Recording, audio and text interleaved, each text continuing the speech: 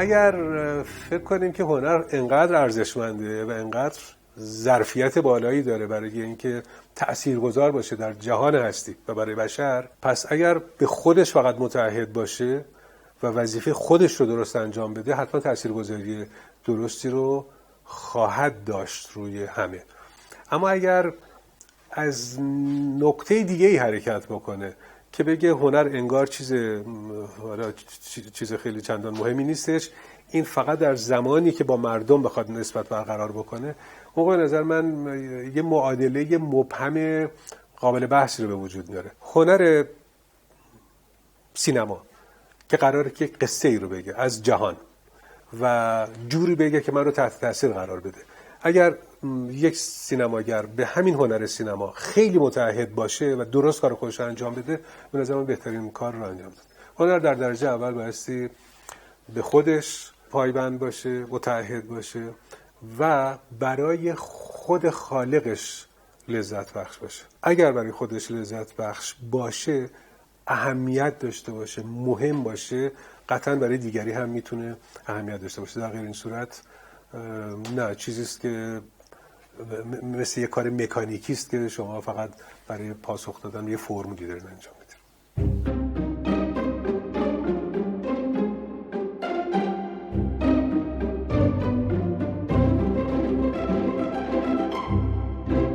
وقتی که اثر هنری با مخاطب ارتباط برقرار میکنه، کمابیش تأثیرم میگیره ازش. یعنی شما فکر کنید که یه فیلمسازی فیلمی رو میسازه که به زعم خودش خیلی فیلم خوبیه، ولی مخاطب اون رو نمیپسنده،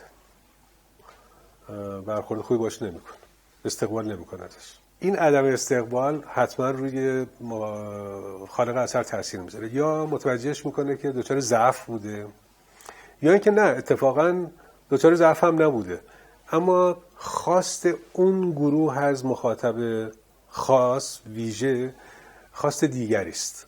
حالا این یا بایستی به درستی و صحت چیزی که اعتقاد داره پشت بکنه و خودش رو در اختیار خواست تماشاگر بگذاره، که نظرم کار درستی نیستش، ولی به هر حال تأثیر مخاطب روی هنرمند هست، یا اینکه بهش نباید اعتنا بکنه، شاید در دراز مدت بتونه حقانیت خودش رو ثابت کنه و مخاطب دیگری رو به دست بیاره، یا مخاطبش رو تربیت بکنه، رو مخاطبش تأثیر بذاره. بعضی از کارها به واسطه این کار کردن. در سینمای ایران ما فیلمسازی رو مثل سهراب شهید ثالث داشتیم که مخاطب عام استقبال خوبی از آثارش نمی‌کرد در زمانی که این فیلم رو می‌ساخت، اما به واسطه فیلمسازهای دیگری که تحت تاثیر اون قرار گرفتن، جریانی در سینمای ایران به وجود اومد که تماشاگر سینمای ایران رو هم در طی چند دهه تا قبل از دوران اخیر تربیت کرده بود برای اینکه نه توی ایران، حتی در جشنواره‌های جهانی، که نوع دیگری از دیدن رو تجربه بکنن. به این معنا در واقع یک هنرمند داشت رو مخاطب خودش تأثیر میذاشت.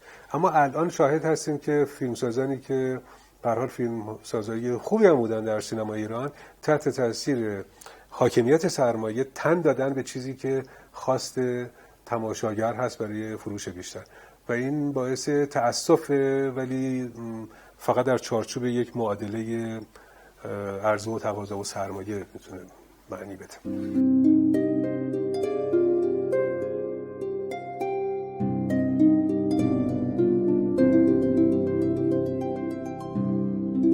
در تئاتر یک قرارداد نمایشی متفاوتی با تماشاگر تئاتر گذاشته میشه که بیشتر مبتنی بر عناصر و نشانه ها هست برای اینکه ما بپذیریم که با چه صحنه‌ای روبرو هستیم. ولی در سینما علل اصول و قاعدتاً و در وجه غالب اصلی خودش با نشانه ها نمیشه کار کرد، بایستی فضا رو کامل قابل باور کرد. ما در صحنه تئاتر تماشاگر در یک موقعیت ساکنی نشسته و از بیرون داره یک صحنه رو میبینه و با چند تا المان بایستی اون صحنه براش معنی خاصی پیدا کنه، چون کاملا واقفه که در یک سالن نشسته و چیزی که مقابلش هست عناصر واقعی هستن که هر کدوم قراره که نشانه ای از چیزی باشن که بلافاصله بتونن با سرعت عمل مثلا از فضای داخل یه اتاق تبدیل بشن به چه میدونم مثلا داخل یک کشتی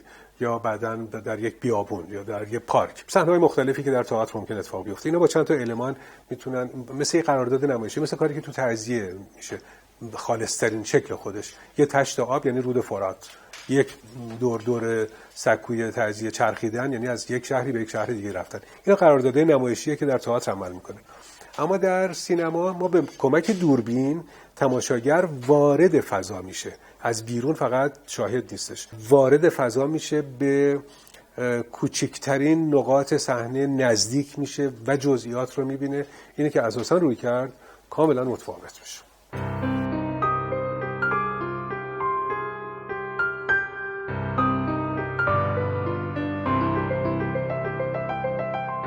سینمای ما در 3 دهه گذشته رایحه جدید رو به سینمای دنیا شاید معرفی کرد. از اون زمانی که آقای کیارستمی و امیر نادری و کیانوش عیاری و اینا اولین کسانی که در واقع فیلم‌هاشون دیده شد و مورد توجه قرار گرفت، خب این یک سینمای متفاوتی رو معرفی کردن که خیلی تازگی داشت و تاثیر خودش هم گذاشت. یعنی حتی بعضی از فیلمسازا تحت تأثیر مثلا کیارستمی در کشورهای مختلف شروع کردن به ساختن فیلم، ولی بعد از مدتی به هر حال اون جریان تازگی خودش از دست داد. الان گمان میکنم که مهمترین چیزی که از سینمای ایران در جهان تأثیر جدی داره کاری است که سینمای اصغر فرهادی به نظر من در جهان طرح شد و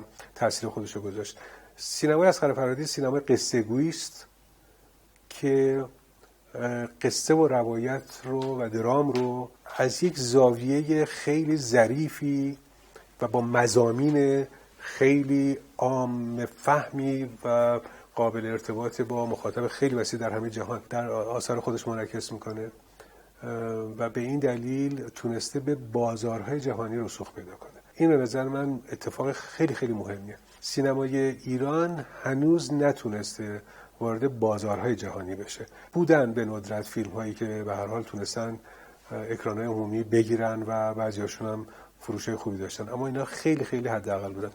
سینمای اصغر فرهادی به یک تنه الان به نظر من نماینده این جریان هستش که امیدوارم بتونه تقویت بشه و امیدوارم فیلمسازهای دیگه‌مون هم بتونن مثل اون با این بازار جهانی ارتباط برقرار بکنن. ما بازارهای سطوح مختلفی رو میتونستیم در سینما ایران داشته باشیم ولی روش کار نکردیم. یعنی بازار آسیای میانه، بازار کشورهای منطقه، بازار کشورهای مسلمان، بازار کشورهای آسیایی و به هر حال بازارهای محدودتر منظورمه. در هیچ کدوم از این زمینه‌ها ما به صورت جدی در واقع این رسوخ به این بازارها رو در سیاست‌گذاریمون در سالهای مختلف نتونستیم، حداقل اگر نیتش هم بود، به سرانجام برسونیم. الان هم خود افراد دارن این مسیر رو طی میکنن، مثل خود اصغر فرهادی که به تنهایی داره این کار رو پیش میبره.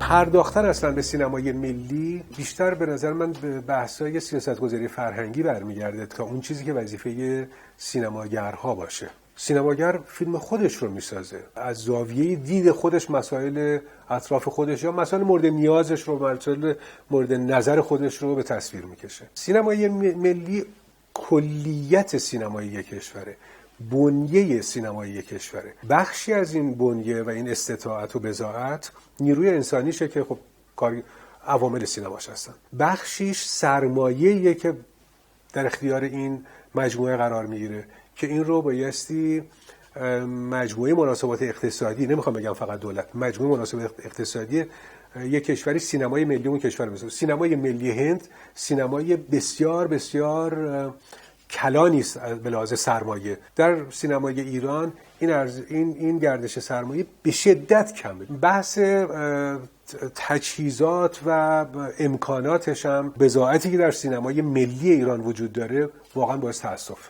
یعنی یه چیز آماتوری که ما با هیچی نداریم، حالا غیر از شهرک غزالی. چه پلاتوی استانداردی داریم؟ سینمای ایران چه زیرساختای جدی رو داره؟ سینمای ملی ایران رو دارم میگم، مجموعه بضاعت سینمای ایران چه چیزی داره؟ نداره. عنصر چهارم رو اگر بخوام بگم، قوانین و مقرراتی است و مناسبات حقوقی است که سینمای ایران بایستی داشته باشه. اینا میشه جزئی از سینمای ایران، مثلا ضوابط نمایش، مثل شرایط حقوقی تولید، مثل سانسور. همه این مسائلی که برمیگرده به حدود قوانین و مقررات و قوانین دقیق و روشنی نداره و به همین دلیل همیشه آدما با یک ترس و لرزی دارن فیلم میسازن. ثبات در واقع سرمایه گذاریشون به دلیل اینکه ثبات مقررات و ضوابط نیست متزلزله و در مجموع به نظر من ما سینمای ملی بسیار ضعیفی داریم که تولید کمی هم نداره، سالی 100 تا فیلم هم داره میسازه، اما به دلیل تمام ضعفایی که در مختصات سینمای ملی ایران به نظر من وجود داره، سینمای ما هنوز به مرحله صنعتی شدن نرسیده و سینمای حرفه‌ای به معنی واقعی کلمه نیست.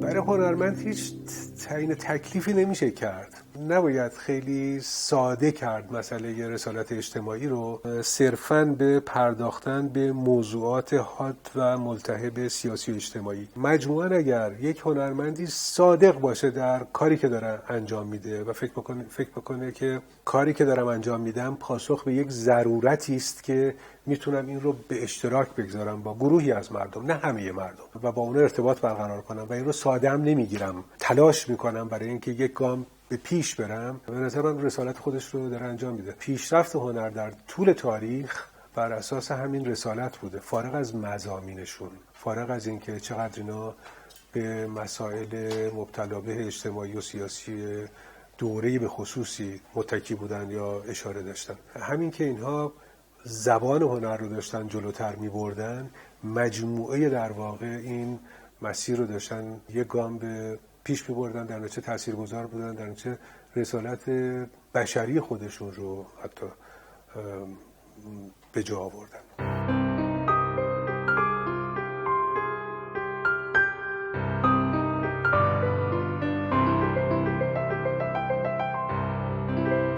به قدری هم به نظر من این فرهنگ غنی هست و انقدر برای من لذت بخشه، انقدر گاهی باعث غرورم میشه، کاملا وابسته به اون هستم و هویت خودم رو من کاملا در فرهنگ همینجا میدونم. برام موسیقی ایران در کنار تمام موسیقیایی که از همه جای دنیا میشنوم انقدر جذاب هست، انقدر شنیدنی هست که فکر میکنم اگر چیزی از موسیقی جهان رو هم نمیشنیدم، فقط محدود بودم به همین موسیقی، کفایت میکردم. همینطور در زمینه‌های مختلف تمدنی این مملکت، فرهنگی این مملکت، هنری این مملکت، حتی روابط و مناسبات اجتماعی و فردی که تو الگوهای رفتاری ماها وجود داره توی این مملکت و گاهی در یه روستایی همچنان ممکن آدم باش برخورد بکنه، اینها هویت منه. خیلی ازش راضیم. یعنی اینو به این معنی دارم میگم که دلم میسوزه گاهی برای نسل جدید که انگار یه گنجینه‌ای رو از دست داده و داره از جاهای دیگه چیزایی رو فراهم میکنه. ما به اندازه کافی از این نظر ثروتمند هستیم، داریم از دست میدیمشون فقط.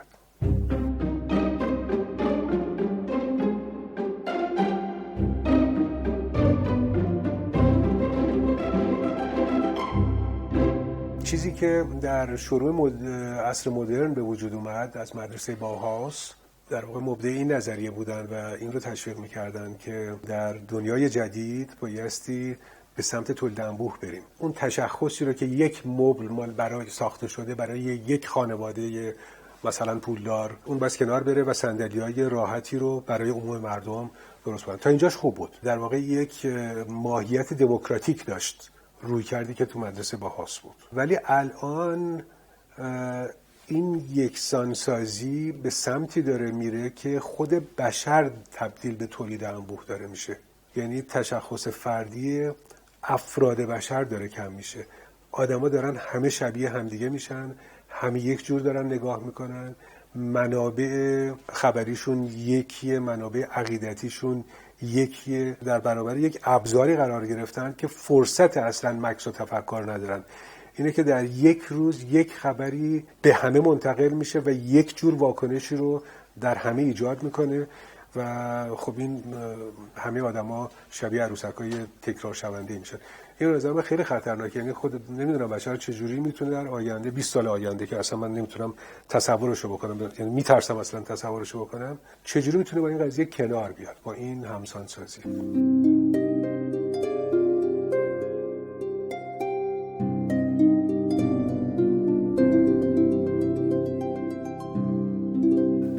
عشق اساساً وقتی که عشق باشه بلا شرط دیگه، ولی یه معامله است. رسیدن به وصال معشوق پایان عشقه. عشق خود عشقه. عشق خود اون طلبه. در نتیجه هیچ شرطی نمیتونه داشته باشه. آدم عاشق میشه که عاشق باشه، که از لذت عاشق بودن بهره مند بشه. وقتی که به معشوق برسه عشق تموم میشه. پس شرط عشق اینه که هیچ وقت آدم به معشوق نرسه. شرط این که من بتونم یک اثر هنری خوب به وجود بیارم، عاشقانه فعالیت کنم برای اینکه اون اثر به وجود بیارم، اینه که هیچ وقت راضی نباشم از اثری که به وجود آوردم. همیشه فکر کنم بایستی کار دیگه بکنم بهتر از این. یه جور مثل نرسیدن به اون وصال معشوقه. و الا اگر آدم فکر بکنه که من دیگه کار خودم رو کردم و این بهترین کاری بود که میتونستم بکنم، انگیزش رو دست میده برای ادامه زندگی.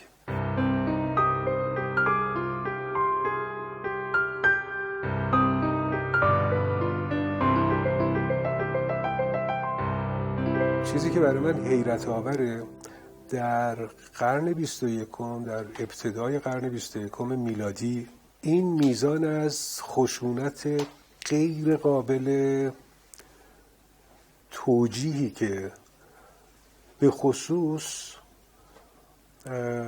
به اسم مذهب در منطقه ما پیش اومد برام حیرت انگیزه.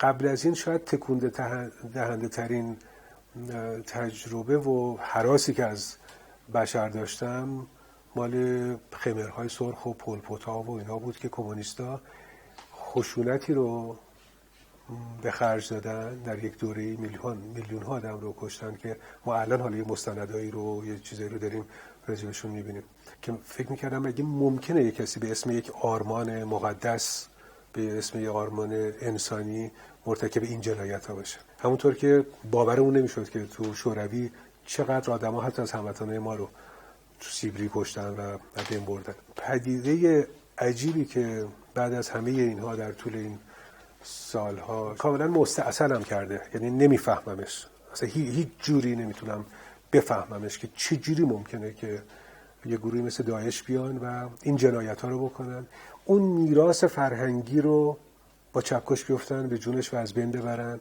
این میزان ضد بشر بودن رو واقعا نمیفهمم. این حیرت انگیزترین پدیده‌ای بوده که در طول این سال‌ها باش روبرو شدم.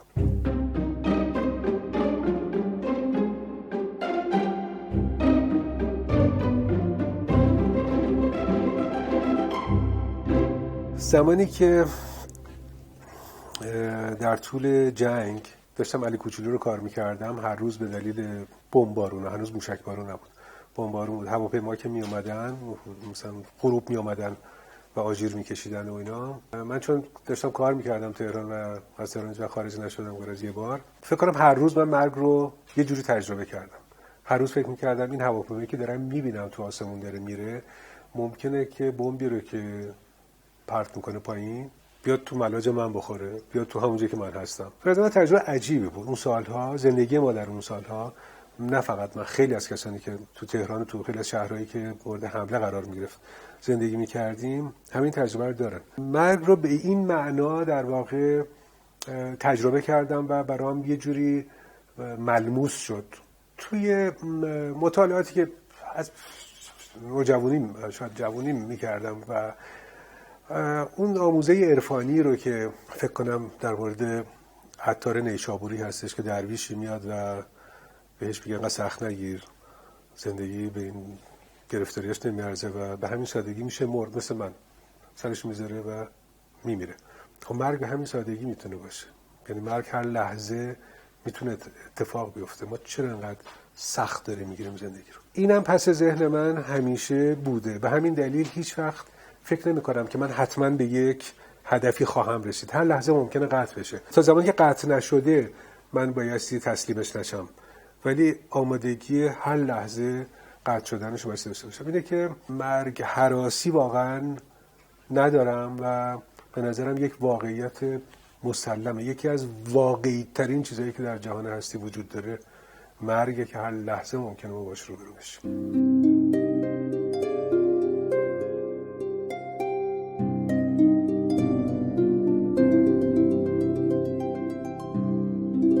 واقعا یه جوری احمقانه ایه که آدم نخواد بیاد توی یه جایی بعد مجبور باشه که تحمل کنه یه دوره‌ای رو، بعدم بدونه که آخرش هم به جایی نمیرسه. یعنی به این معنا که زندگی خیلی چیز مسخره‌ایه واقعا.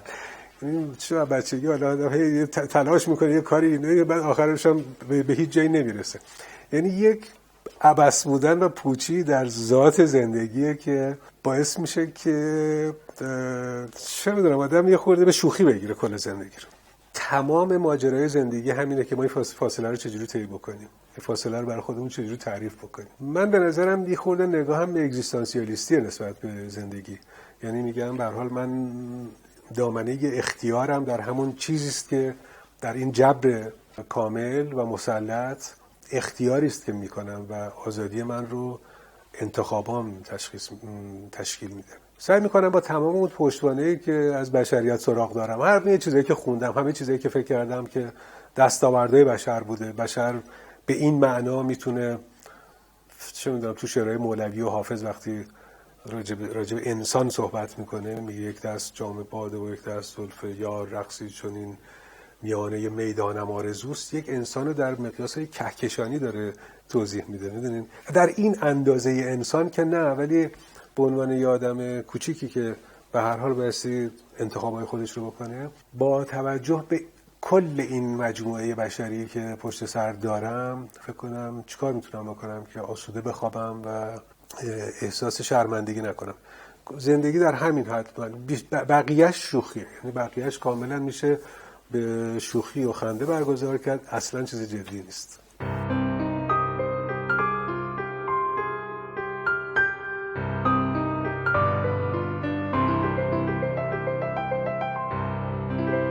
من یه آدم معتادیم به کار. فکر میکنم که خیلی وقتم رو تلف کردم در زندگی، خیلی فرصت رو از دست دادم. حسرت البته گذشته رو نمیخورم، اما همش نگرانی اینو دارم که از فرصت باقی مونده چه استفاده بکنم. کل من خلاصه میشه در همین نگرانی بابت کارهایی که میتونم انجام بدم و فرصتشو کم دارم.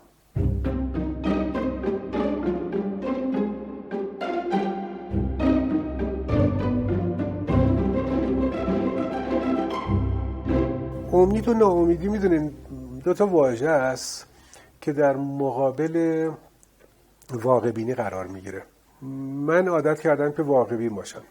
اینه که سعی میکنم با هیچ پدیده‌ای از منظر امید و ناامیدی روبرو نشم. من هر بار که در انتخابات سیاسی مملکت شرکت میکنم لابد امید به این دارم که بخواد یه اتفاقی بیفته. هیچ وقت ناامید از این نیستم که مملکت سر و سامون نگیره.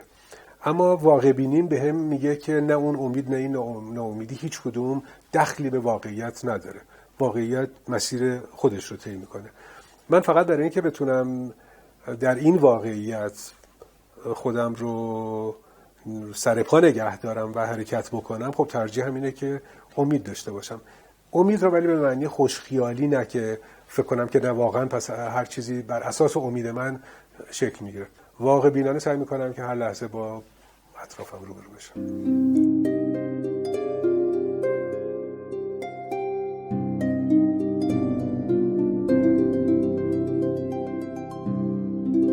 دو تا سوال کلیشه‌ای رو فکر میکنم از هر آدمی میشه پرسید. یکی این که اصلا راضی هستی الان که به اینجا رسیدی؟ یکی دیگه این که اگر امکانشو داشتی که 2 مرتبه این جهان رو تجربه بکنی، آیا همین مسیر رو میومدی یا کار دیگه میکردی؟ این که راضی هستم یا نیستم باز بر اساس واقع بینی، چاره دیگه ندارم و به این معنا کنار میام با هر شرایطی که دارم و هستم.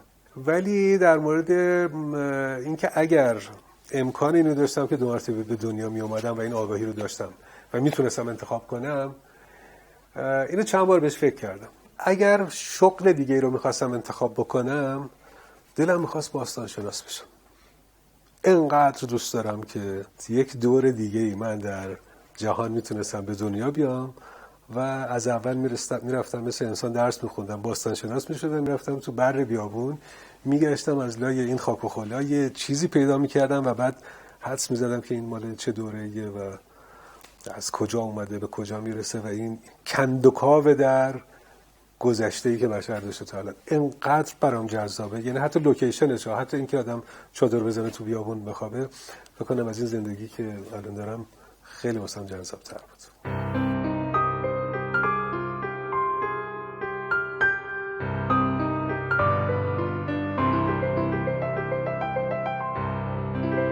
کارشون رو جدی بگیرن، حتما جدی بگیرن کارشون رو. آدم‌ها 2 دستن، یا آدمایی که هر کاری رو جدی میگیرن یا جدی نمیگیرن. اگر کسی میخواد موفق بشه بایستی جدی بگیره، چاره نداره جز این که هر کاری میکنه رو جدی بگیره.